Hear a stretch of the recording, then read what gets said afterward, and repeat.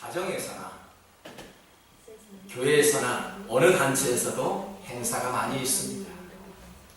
하나님은 사람들이 속해 있는 그 공동체가 건강해지기를 원합니다. 행복해지기를 원합니다. 특히 가정은 하나님께서 최초로 세운 가정이지요. 그 가정이 하나님은 행복해지기를 원하십니다. 여러분, 행복한 가정이 무엇이냐고 질문한다라면 뭐라고 대답할 수 있을까요? 아마도 이렇게 대답할 것입니다. 고급 자동차를 타고 넓은 집에 살고 부자이면은 행복한 가정이라고 이야기합니다. 그러나 행복의 조건은 외부적인 조건을 완벽하게 갖추고 있다고 해서 우리는 행복하다고 말하지 않습니다. 여러분, 마음이 행복하지 않으면 그 좋은 환경은 아무것도 필요가 없지요. 여러분, 마음이 행복하십니까? 그러면은 행복한 가정입니다. 많은 돈을 쥐고 많은 재물을 가지고 있습니까? 행복하지 않으면 아무 소용이 없다고 하는 것입니다. 비록 세상의 것은 많이 가지지 않았을지라도 마음속에 서로 사랑하며 서로 아끼며 서로 존중하며 서로 돌아봐주는 사람이 있다면 그것이 바로 행복한 가정입니다. 무슨 소리예요, 목사님? 돈 없어 보세요.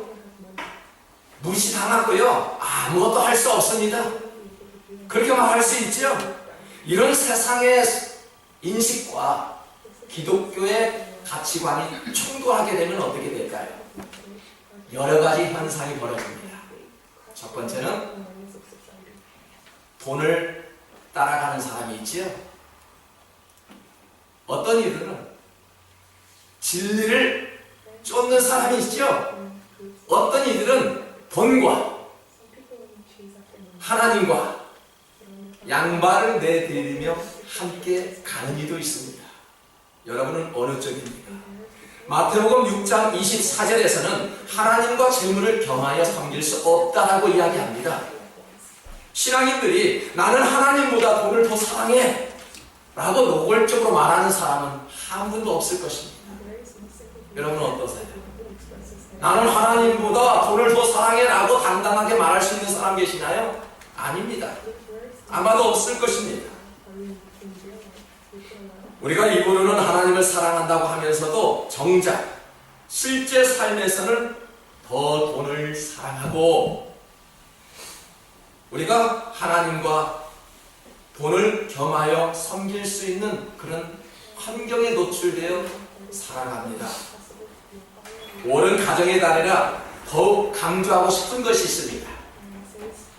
복받는 가정이 되어야 하겠습니다.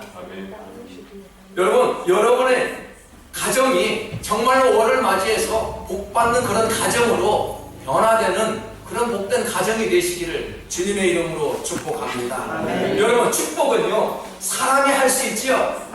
사람이 줄 수 있습니다. 그러나 복은 누가 주신다고요? 하나님만 주실 수 있습니다. 분명히 우리가 기억해야 합니다. 하나님 앞에 복을 바라는 것이 잘못되었을까요? 분명한 것은 저는 지금 복을 바란다고 어떠한 기복신앙이나 그런 번영신앙을 말하는 것이 아닙니다. 기복신앙과 번영신앙을 말한다면 우리는 하나님을 믿는 우리는 부자가 되어 있어야 합니다. 예수를 잘 믿는데 왜 우리는 부자가 되지 못했을까요? 하나님을 잘 섬기고 있는데 왜 우리는 이 모습대로 살아가고 있습니까? 우리가 신실한 크리스찬들이 모였는데 왜 교회가 가정이 부흥되지 못합니까?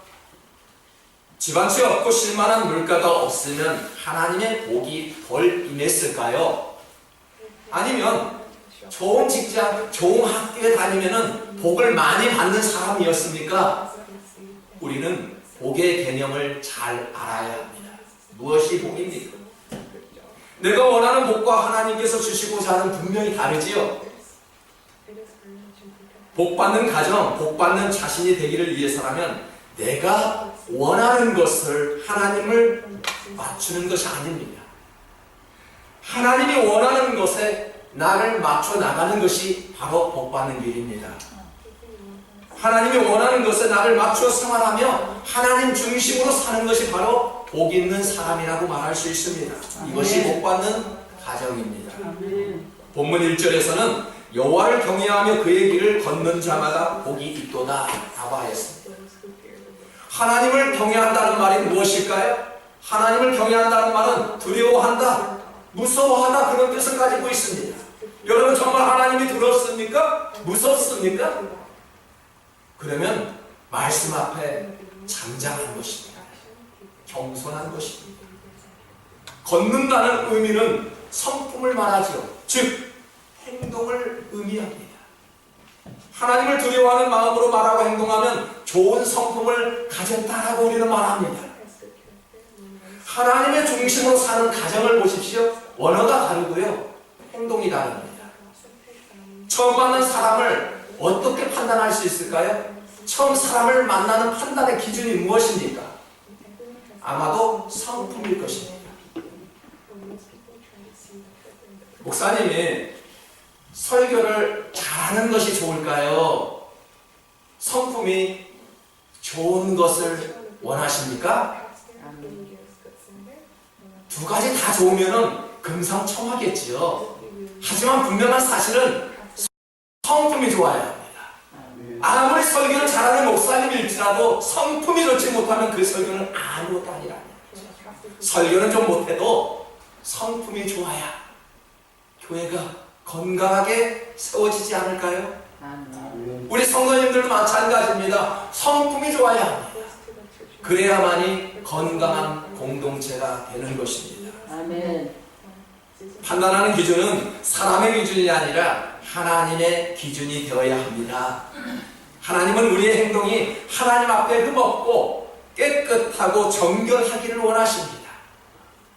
그 기준은 어떤 사람이 아니라 하나님이어야 합니다. 예수님은 우리에게 이렇게 변화되기를 요구합니다. 마태복음 5장 28절에서 그러므로 하늘에 계신 너희 아버지의 온전하신 것 같이 너희도 온전하라. 우리가 하나님은 될 수 없으나 예수님처럼 살 수는 있지요. 우리가 하나님은 될 수 없으나 예수님처럼 살 수 있지요. 아멘. 우리는 얼마든지 예수님처럼 예수님의 성품을 가지고 살아갈 수 있습니다. 우리가 기독교인처럼 사는 것이 아니라 예수님처럼 살아갈 수 있습니다. 예수님은 어떻게 살았다고요? 예수님도 시험을 받았어요. 그것도 40일 금식 기도한 후에 시험을 받았습니다. 너가 하나님의 아들이거든 이 돌이 떡이 되게 하라. 주님께서 말씀하셨습니다. 사람의 떡으로만 살 것이 아니요 하나님의 입으로 나오는 말씀으로 살 것이다. 예수님이 이렇게 또 시험을 받았습니다. 성전 꼭대기에 올라가 뛰어내려 보아라. 너가 하나님의 아들이거든 전혀 다치지 않을 것이다. 또한 산 꼭대기에 올라갑니다. 높은 정상에 올라가 이 넓은 평야를 보아라. 너가 나에게 무릎을 꿇으면 나에게 절을 하면 이 넓은 땅을 너에게 주겠다. 그렇게 시험을 받았습니다. 이때 예수님은 마태복음 4장 10절에서 이렇게 말씀합니다. 사탄아 물러가라. 기록되었으되 주 너의 하나님께 경배하고 다만 그를 섬기라. 하나님 중심으로 승리하신 예수님이셨죠. 우리에게도 얼마나 많은 유혹과 시험이 밀려옵니까? 이렇게 하면 돈을 벌 수 있어 라고 유혹하지요. 하나님만 믿으면 잘 되는 줄 알아? 그렇게 조롱하기도 하지요. 우리는 이러한 갈등 속에 살아갑니다. 하나님 중심으로 사셨던 예수님의 모습을 보십시오. 11절입니다. 이에 마귀는 예수를 떠나고 천사들이 나와서 수종드니라. 복받는 가정은요, 시기, 질투, 미움 그런 것들이 떠나고 하나님의 천사들이 가정에 찾아와 우리의 가정을 돌볼 때 복받는 가정이 될 수 있지요. 아멘. 우리 가정 안에서 이런 미움, 시기, 질투 모든 것들이 사라져야 합니다. 오로지 하나님의 천사의 돌보심으로 보살핌을 받는 그런 가정, 그야말로 복된 가정이 아닐까요? 하나님이 돌보는 가정은 놀고 먹는 가정이 절대 아닙니다. 주님과 함께 열심히 일하는 가정이지요. 본문 2절에 보면 너가 내 손이 수건대로 먹을 것이라 너가 복되고 형통하리로다. 하나님을 경외하는 자들에게 그 손이 수고한 대로 거두게 해주시겠다는 말씀입니다. 얼마나 큰 축복일까요? 사람이 힘들고 어려운 것이 있다면 혹시 무엇인지 아십니까? 열심히 수고하지만 얻어지는 것이 아무것도 없을 때 가장 힘이 듭니다. 공부는 열심히 하는데 성적이 오르지 않으면 어떻게 될까요? 새벽부터 일어나 땀을 흘리는데 소득이 없다면 직종을 바꿔야 합니다. 학계 1장 6절에서 보니까 너희가 많이 뿌려질지라도 수확이 적으며 먹을지라도 배부르지 못하며 마실지라도 흡족하지 못하며 입어도 따뜻하지 못하며 일꾼이 삭슬 받아도 그것을 구멍 뚫어진 천대에 넣음이 되느니라. 일을 해도 소득이 없고요, 먹어도 배부르지 않고요, 월급을 받아도 밑 빠진 독에 물 붓듯이 돈이 줄줄 새어 나간다면 불행하고 참으로 슬픈 가정이죠. 이와 같은 말씀이 왜 학계 선지자에게 임했을까요? 하나님의 성전을 재건하는 일은 소홀히 하면서 자기 집은 아름답게 건축하는 백성들을 향해 최고의 우선순위는 하나님이심을 말씀하고 있습니다. 아멘. 저와 여러분의 가정의 우선순위가 하나님이어야 합니다. 하나님께서 집중하는 가정은 하나님께서 반드시 살피시고 돌아보게 하십니다. 아멘. 요셉은 감옥에서 하나님께 집중하였습니다. 죽을 고비를 여러 번 넘겼던 다윗을 보십시오. 풀무불에 들어갈 수밖에 없었던 다니엘도 하나님께 집중하였더니 하나님께서 돌보아 주셨습니다. 우리의 생활 속에서도 이런 하나님의 돌보심이 있어야 합니다. 본문 바로 위에 있는 시편 127편 2절에 이런 말씀이 있습니다. 너희가 일찍이 일어나고 늦게 누우며 수고의 떡을 먹음이 헛되도다. 그러므로 여호와께서 그의 사랑하시는 자에게는 잠을 주시는도다. 예배 시간에 잠을 자는 것도 하나님께서 허락하셨다, 하나님께서 주시셨다, 그런 말씀이 아닙니다.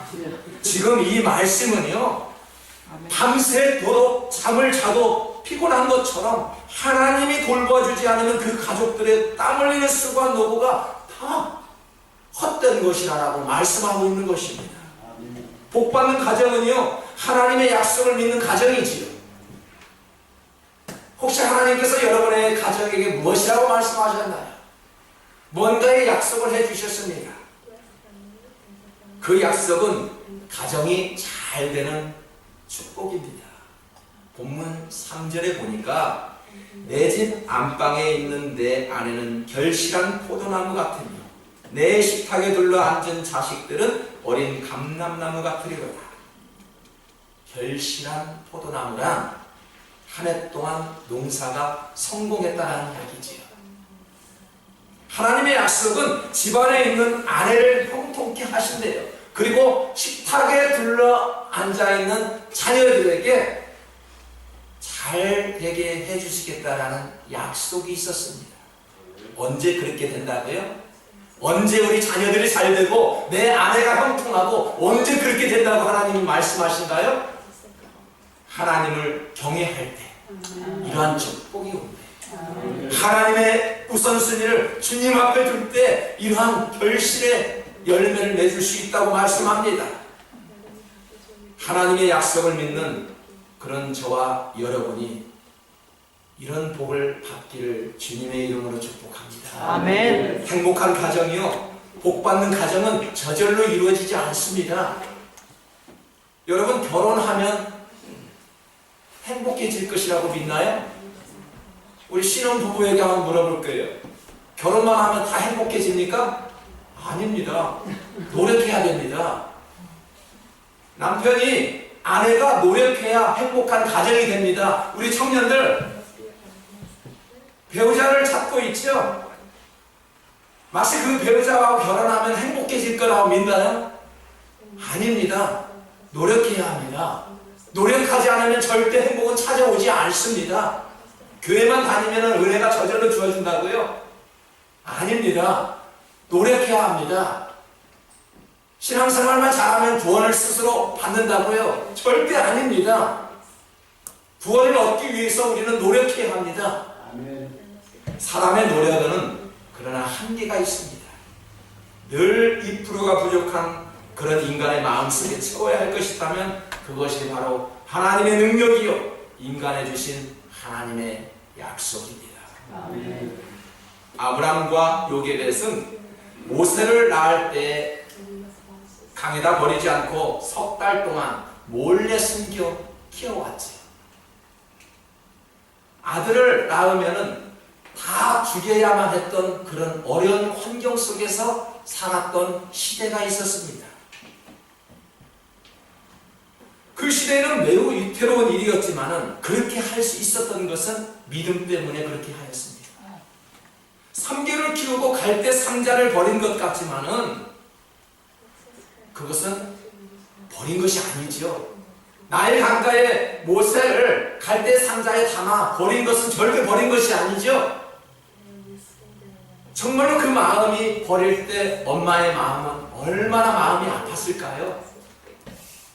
그 버린 것은 버린 것이 아니라 하나님 손에 의탁한 것입니다. 맡긴 것입니다. 여러분, 믿음이란 하나님의 약속을 믿고 하나님 손에 의탁하는 거지요. 오늘 모든 것들을 다 내려놓고 하나님 앞에 찾아왔습니다. 이건 맡기는 마음이 아니면 절대 그렇게 할 수 없지요. 여러분, 하나님은 약속을 지키시는 분입니다. 누가복음 18장 27절에 우리 다 같이 한번 읽어볼까요? 무릇 사람이 할 수 없는 것을 하나님은 하실 수 있느니라. 하나님과 함께하면 능치 못할 일이 없대요. 이걸 믿지 않으면 어떻게 우리가 신앙생활을 할 수 있을까요? 하나님과 함께하면 이렇게 좋은 일이 일어날 것이며 능치 못할 일이 없다라고 말씀합니다. 요즘에는 크고 좋은 집들이 많이 있습니다. 좋은 건물에서 예배하는 교회도 이 세상 가운데는 많이 있습니다. 안타까운 것은 하나님이 세운 가정이 무너지는 시대, 하나님의 이름으로 예배 드리는 교회가 하나하나씩 늘어난다는 사실입니다. 이러한 어려운 환경의 시대에 우리는 살고 있지요. 가정과 교회는 사랑하는 사람들이 있는 곳이지요. 하나님께서 그러한 공동체 위에 사랑하는 사람을 보내주셨습니다. 여러분, 마음을 기쁘게 하는 그런 속삭임이 있는 그런 공동체였습니다. 사랑하는 성도 여러분, 그 가정에 아무도 반갑게 맞이할 수 있는 그런 사람이었다라면 우리는 가정이라고 말할 수 있을까요?